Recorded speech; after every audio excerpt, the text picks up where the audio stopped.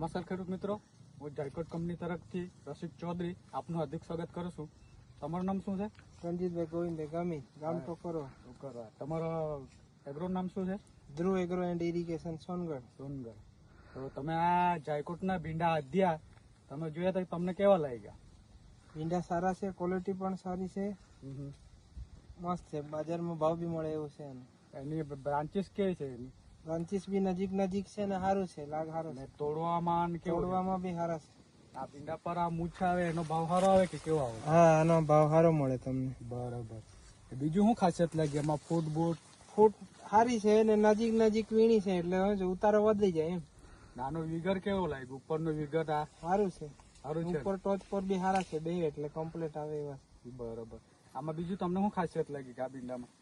પાન બીજા કરતા પાન કાપ છે એટલે શું છે તમને આનામાં રોગ ઓછો હોય બે એમ. બરાબર.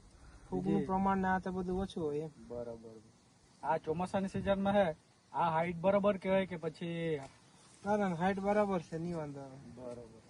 તો બીજું આમાં તમને બીજું કહેવા જેવું ખેડૂત મિત્રોને શું તમે? વેરાયટી સારી છે, કરાય ભલામણ કરાય એમ. બરાબર. આ મિનિમમ 45-46 વીણી થઈ ગયેલી છે.